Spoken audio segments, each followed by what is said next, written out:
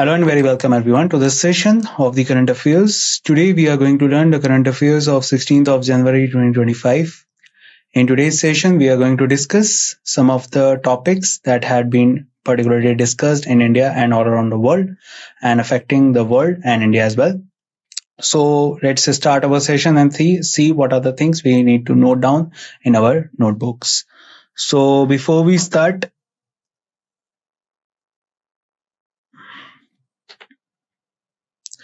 these are the topics I got covered for you. So I've got international news, national news, state news, defense, science and technology, sports, ranks and reports, and awards and recognitions. So let's start our things. Before we start, the images used in our slide deck are for educational purpose only. We respect the intellectual property rights of the original creators and owners of these images. If you're the owner of any of the images used in this deck and have any concerns or issues, please contact us at sathee@iitk.ac.in and we shall remove the images. So first news that we have with us is US removes Indian entities, adds Chinese firms to entity list. So basically this seems like a setback for India that currently the government of US has removed some of the Indian entities and in place of them they are adding the Chinese firms as the entity in their entity list. So let's read more about it. So United States Bureau of Industry and Standards has updated its entity list. 3 Indian organizations have been removed from the list. These are Indian Rare Earths, Indian Indira Gandhi Atomic Research Center, and Baba Atomic Research Center. So these 3 organizations has been removed from the list of US BIS. 11 Chinese firms have been added to the list due to national security concerns.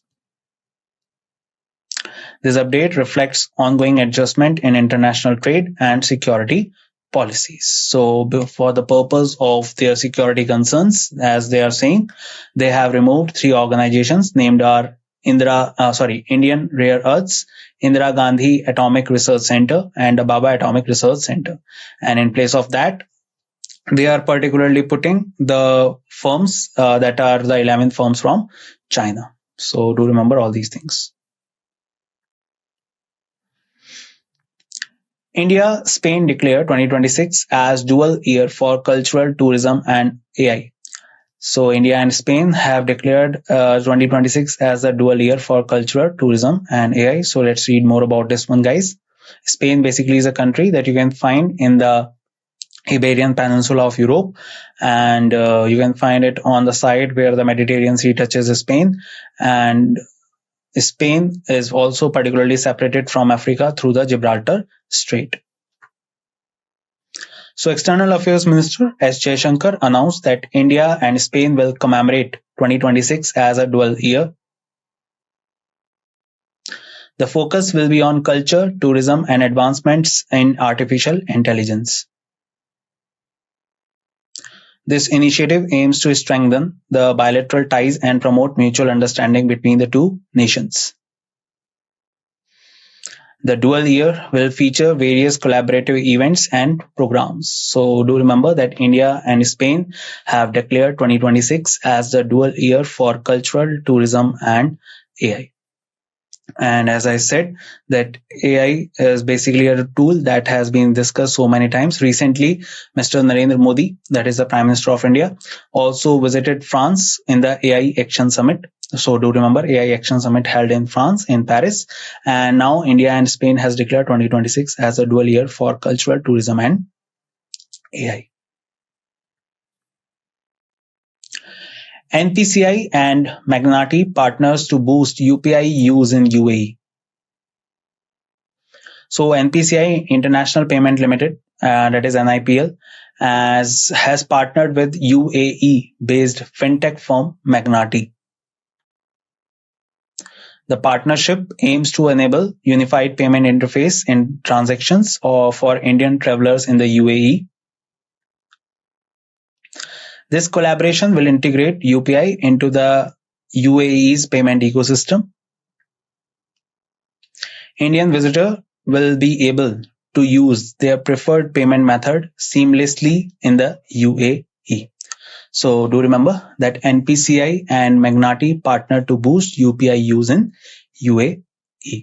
And we can see that this thing is going on all over the world.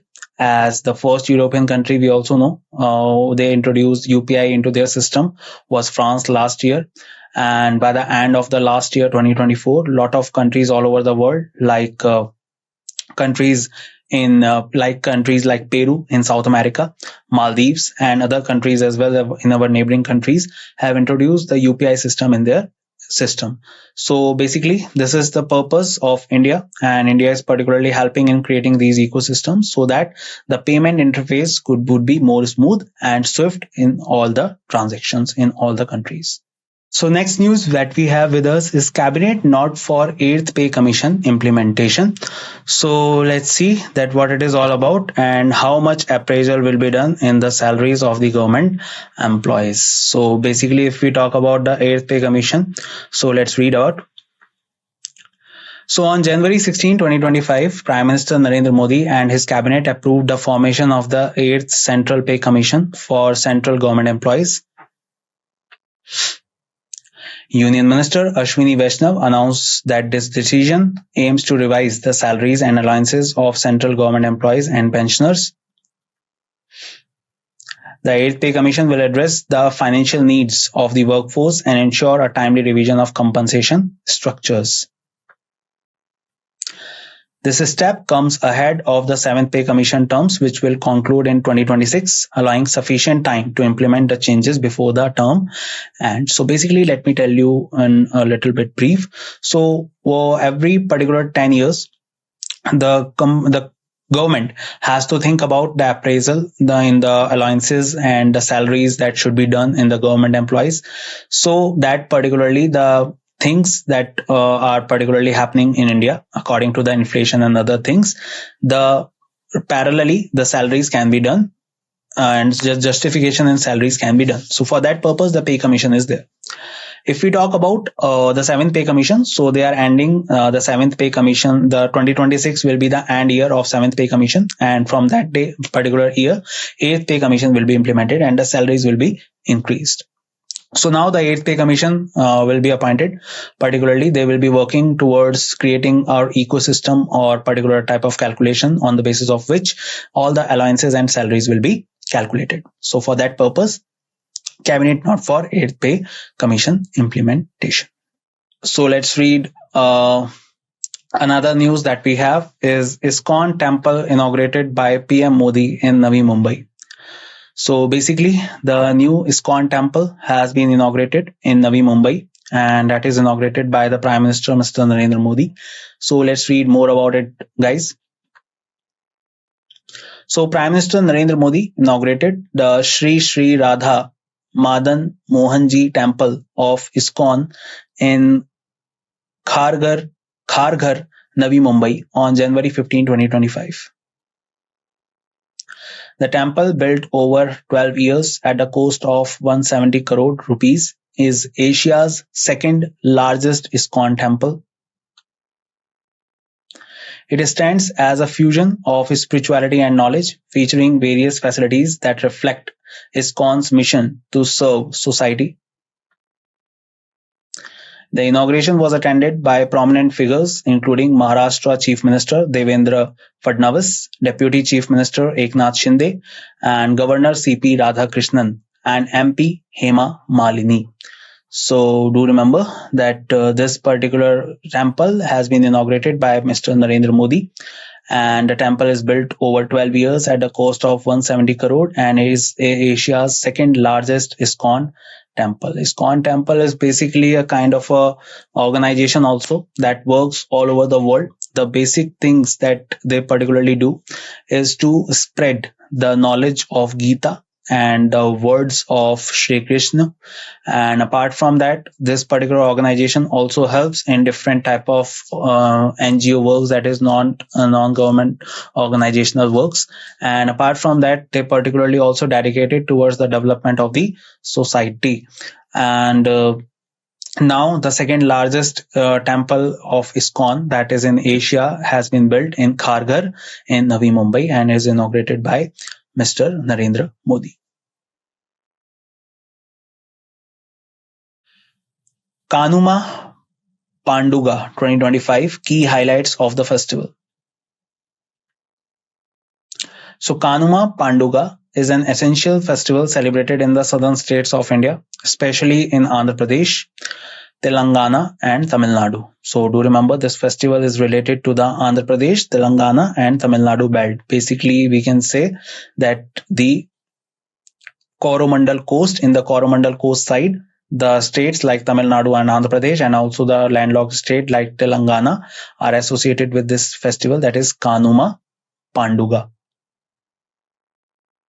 It coincides with the Sankranti festival and falls on the day after Makar Sankranti.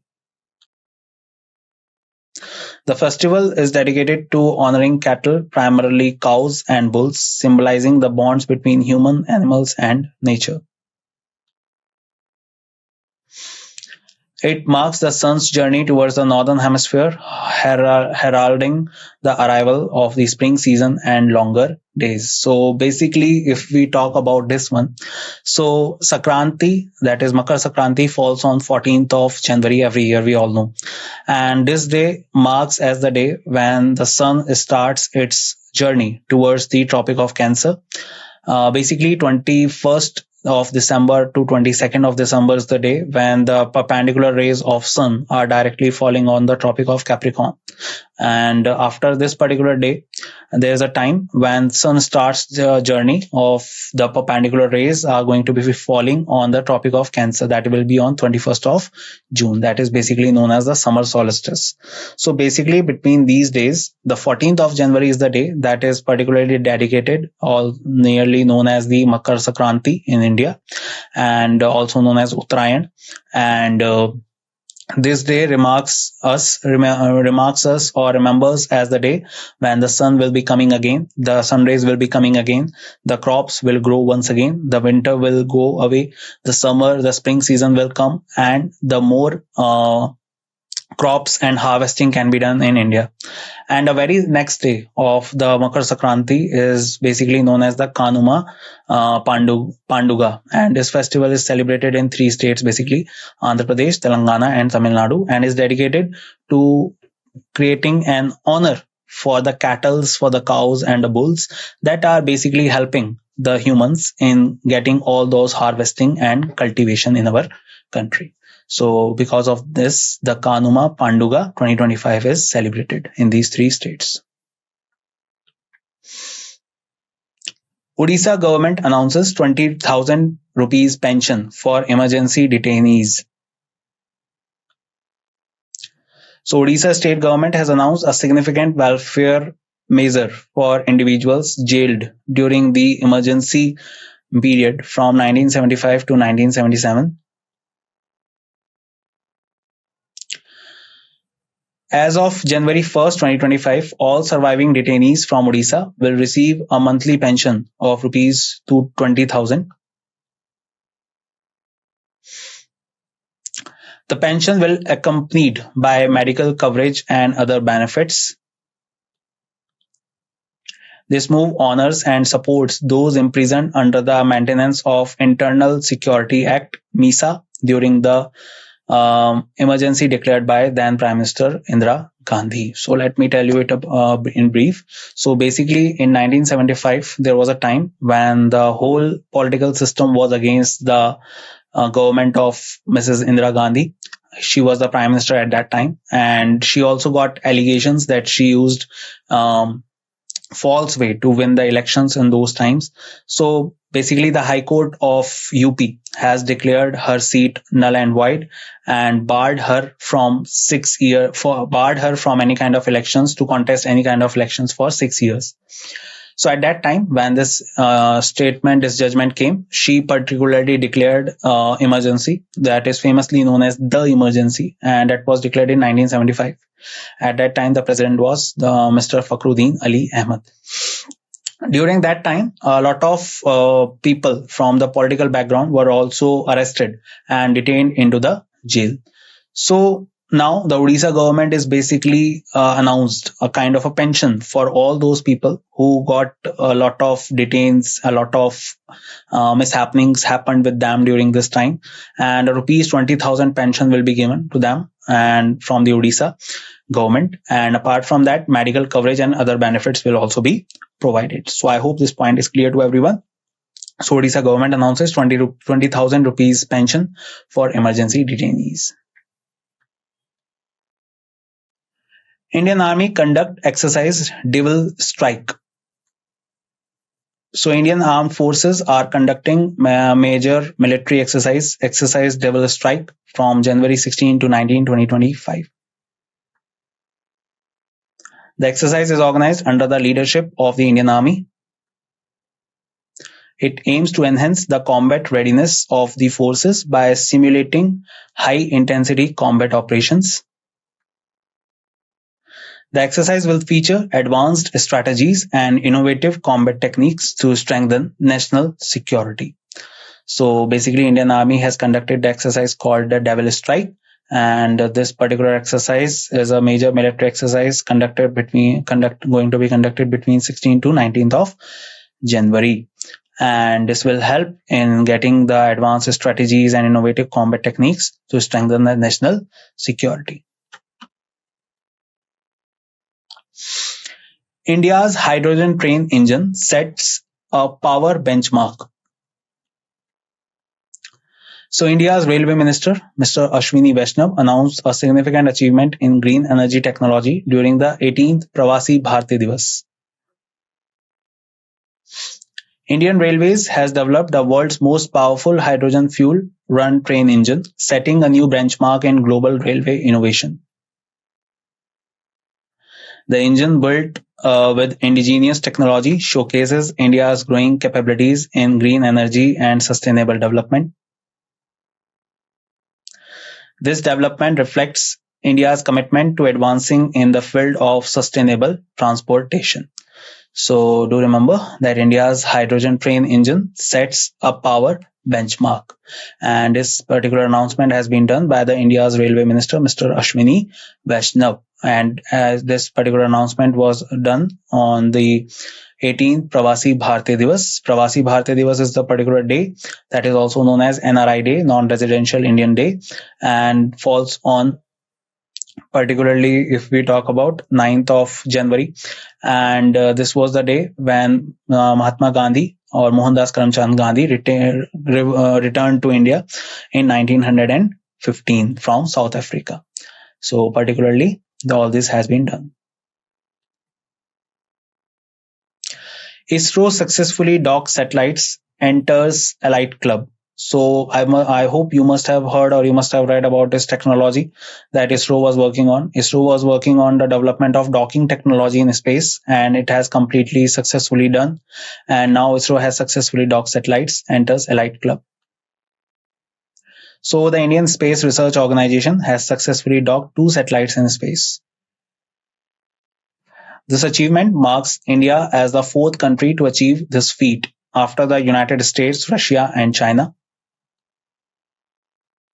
The docking process is the part of the SpaceX space docking exercise mission.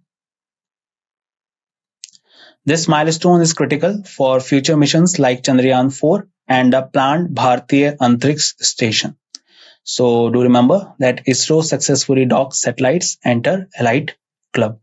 And basically this is a kind of a technology that will help ISRO in attaining the things, or particularly repairing the things in the space. And with the help of this technology, they can repair the type of things or the other particular instruments into the space only. And this will be helpful because we are hoping for the Chandrayaan-4 mission, and also by 2035 we are planning to get the Bharat Bharatiya Antariksh Station. So if in future some kind of repair is required on Bharatiya Antariksh Station, so it is very necessary that we should have this technology, and we should not be reliable, or we should not be dependent on other countries like the Russia, China, and United States for this technology. So India has successfully completed this thing. So for that purpose, the docking process is part of SpaceX technology, and it has been successfully achieved by ISRO. If we talk about India, India is the fourth country to achieve this technology after USA, Russia, and China. Pixel and Digentra launch satellites for Earth and space monitoring.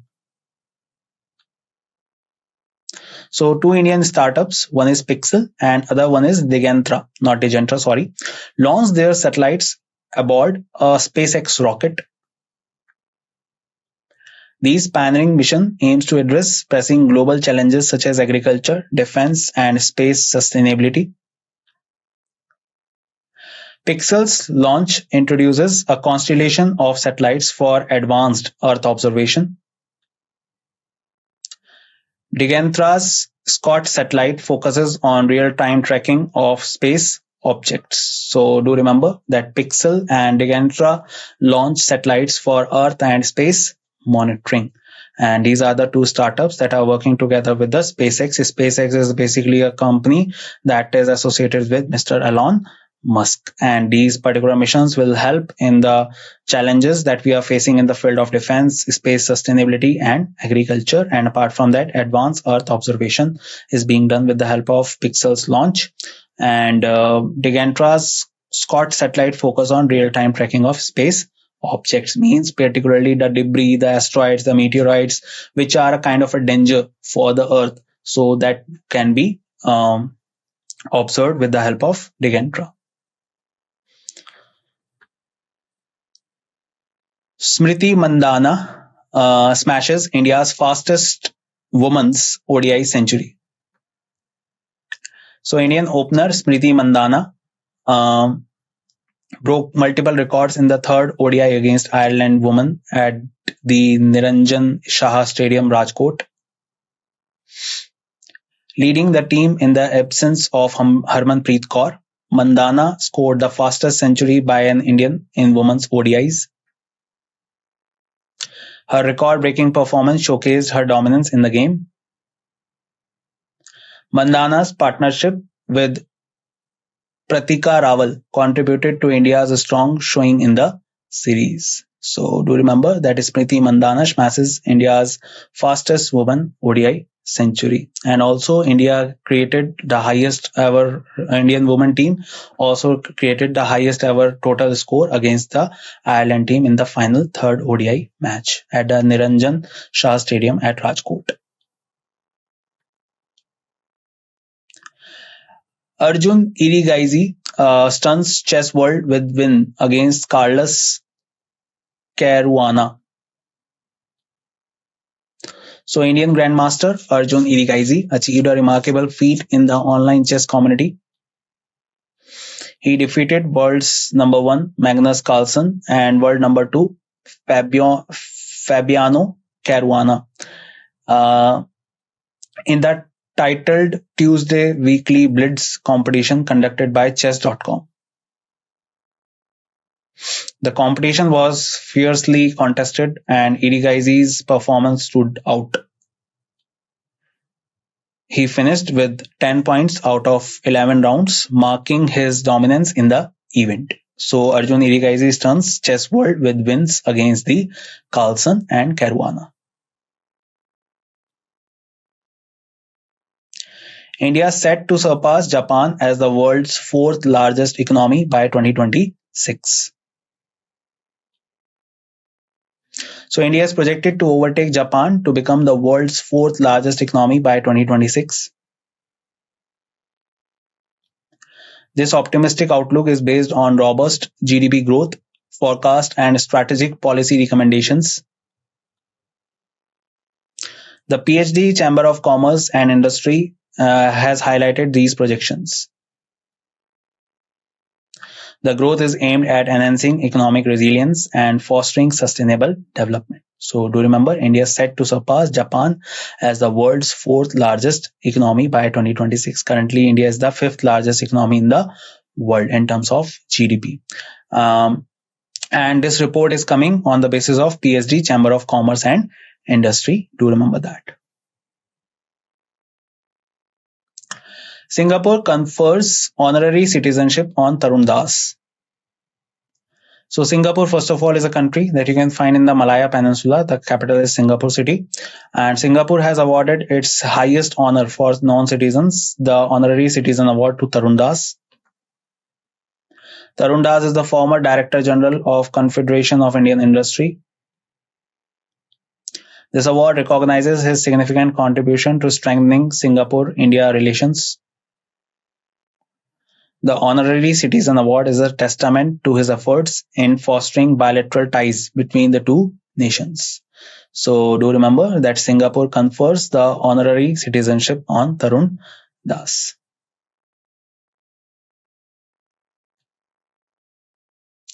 And that's it in this session, guys. I hope you learned a lot of things with me in this session and gained great knowledge. I will meet you in the next session, in which we will discuss some more current affairs and will help us in achieving our goal of clearing the exams. Till the time we meet, bye bye. Take care, everyone, and see you soon.